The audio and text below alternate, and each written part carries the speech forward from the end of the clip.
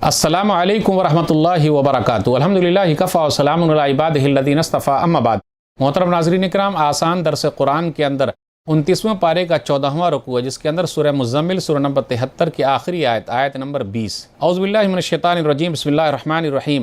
ان ربک یعلم انک تقوم ادنی من ثلث اللیل ونصفہ وثلثہ وطائفۃ من الذین معک واللہ یقدر اللیل والنہار علم ان لن تحصوه فتاب علیکم فاقرؤوا ما تیسر من القرآن علم ان سیکون منکم مرضی وآخرون یضربون فی الارض یبتغون من فضل اللہ وآخرون یقاتلون فی سبیل اللہ فاقرؤوا ما تیسر منہ واقیموا الصلاۃ وآتوا الزکاۃ واقرضوا اللہ قرضا حسنا وما تقدموا لانفسکم من خیر تجدوه عند اللہ هو خیرا واعظم اجرا واستغفروا اللہ ان اللہ غفور الرحیم۔ اے نبی صلی اللہ علیہ وسلم، بے شک آپ کا رب جانتا ہے کہ آپ 2/3 رات کے قریب اور کبھی آدھی رات اور کبھی 1/3 رات تہجد کی نماز کے لیے کھڑے ہوتے ہیں، اور آپ کے ساتھیوں میں سے ایک جماعت بھی ایسا کرتی ہے، اور رات دن کا ٹھیک اندازہ اللہ ہی لگاتا ہے۔ اسے معلوم ہے کہ تم اس کا ٹھیک حساب نہیں رکھ سکو گے، اس لیے اس نے تم پر مہربانی کی ہے۔ اب تم قرآن میں سے جتنا آسان ہو پڑھ لیا کرو۔ اللہ کو جانکاری ہے کہ تم میں سے کچھ لوگ بیمار ہوں گے اور کچھ دوسرے ایسے ہوں گے جو اللہ کا فضل تلاش کرنے کے لیے زمین میں سفر کر رہے ہوں گے، اور کچھ ایسے ہوں گے جو اللہ کے راستے میں جنگ کر رہے ہوں گے۔ اس لیے اس قرآن میں سے جتنا آسان ہو پڑھ لیا کرو، اور نبی صلی اللہ علیہ وسلم جیسی نماز کی پابندی کرو، اور زکوٰۃ ادا کرو، اور اللہ کو اچھا قرض دیتے رہو، اور تم جو بھی نیکی اپنے لیے آگے بھیجو گے اسے اللہ کے پاس پاؤ گے، وہ کہیں بہتر حالت میں اور بڑے زبردست ثواب کی شکل میں موجود ہے، اور تم اللہ سے بخشش گناہوں کی معافی مانگتے رہو، بے شک اللہ بہت معاف کرنے والا بہت رحم والا ہے۔ ناظرین اکرام، آسان درس قرآن کے اندر 29ویں پارے کا 14واں رکوع، جس کے اندر سورہ مزمل سورہ نمبر 73 کی آخری آیت نمبر 20 ہے، ایک ہی آیت ہے۔ آخری آیت سورہ مزمل کی سورہ نمبر 73 آخری آیت، یہ لمبی آیت ہے۔ علم ان لن تحصوه فتاب علیکم۔ یہ سورہ جب اتری تو اس کے بارے میں یہ ہے کہ نبی صلی اللہ علیہ وسلم کے لیے تہجد کی نماز فرض تھی، صحابہ کرام بھی پڑھا کرتے تھے۔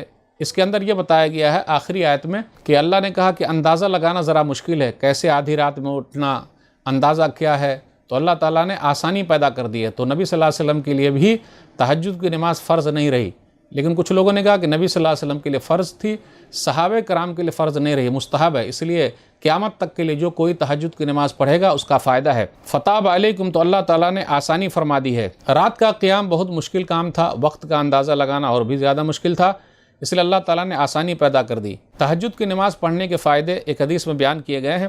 سنن ترمذی کتاب الدعوات حدیث نمبر 3549، ابو امامہ رضی اللہ تعالیٰ عنہ بیان فرماتے ہیں، نبی صلی اللہ علیہ وسلم نے فرمایا علیکم بقیام اللیل فإنہ داب الصالحین قبلکم۔ سنن ترمذی کتاب الدعوات حدیث نمبر 3549، ابو امامہ رضی اللہ تعالیٰ عنہ بیان فرماتے ہیں، نبی صلی اللہ علیہ وسلم نے فرمایا علیکم بقیام اللیل فإنہ داب الصالحین قبلکم وہو قربۃ الی ربکم ومغفرۃ للسیئات ومنہاۃ للإثم۔ تم لوگ تہجد کی نماز پڑھا کرو، کیونکہ یہ تم سے پہلے والے نیک لوگوں کی عادت ہے، اور اللہ سے قریب کرنے کا بہترین ذریعہ ہے، گناہوں کی معافی کا بہترین ذریعہ ہے، اور گناہوں سے روکنے کا بہترین ذریعہ ہے۔ سنن ترمذی کتاب الدعوات حدیث نمبر 3549 کے اندر بلال رضی اللہ تعالیٰ عنہ سے روایت ہے، ومطردۃ للداء عن الجسد، اور جسمانی بیماریوں کا بہترین علاج ہے۔ فقرؤوا ما تیسر من القرآن، تو تم لوگ پڑھو، فقرؤوا فصلوا، یعنی نماز پڑھو، ما تیسر من القرآن، جو قرآن میں سے ہو۔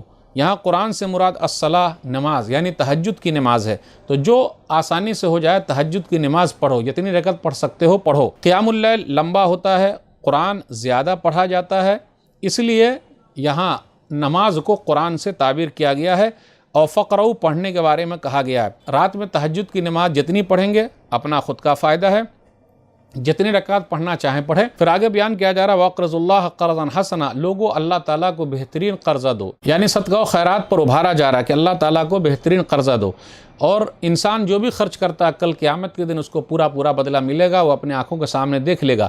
وَمَا تُقَدِّمُوا لِأَنفُسِكُم مِّن خَيْرٍ تَجِدُوهُ عِندَ اللَّهِ خَيْرًا وَأَعْظَمَ أَجْرًا، بہترین ثواب بھی ہے، اس لیے نفلی نمازیں، صدقہ و خیرات زیادہ سے زیادہ کرتے رہیں۔ پھر کہا واستغفر اللہ، اللہ تعالیٰ سے گناہوں کی معافی مانگتے رہو، اللہ بخشنے والا رحم کرنے والا ہے۔ نبی صلی اللہ علیہ وسلم 100 مرتبہ اللہ تعالیٰ سے توبہ کرتے، معافی مانگتے تھے، استغفار کرتے تھے۔ صحیح مسلم کتاب الذکر والدعاء حدیث نمبر 2702، یا ایھا الناس توبوا الی اللہ فإنی اتوب فی اليوم 100 مرہ، اے لوگو اللہ سے توبہ استغفار کرو، بے شک میں دن میں 100 مرتبہ توبہ استغفار کرتا ہوں۔ آپ غور کریں 5 وقت کی نماز میں فرض اور نفل نماز ملا کر، سنت مؤکدہ ملا کر ٹوٹل 33 بار ہم لوگ بولتے ہیں استغفر اللہ۔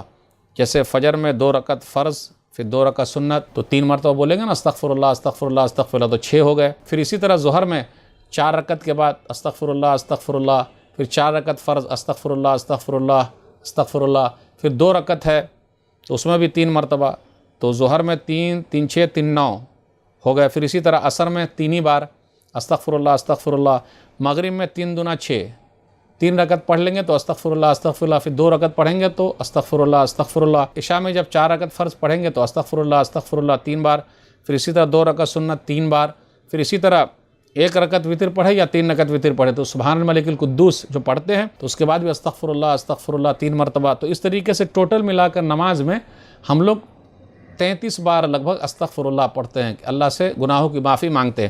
تو 100 مرتبہ کرنے کی کوشش کیجئے۔ تو یہ چند باتیں تھیں۔ اللہ سے دعا ہے کہ اللہ تعالی ہم لوگ قرآن کریم کو پڑھنے، پڑھانے، سمجھنے، سمجھانے، عمل کرنے اور لوگوں تک پہنچانے کی توفیق دے، آمین۔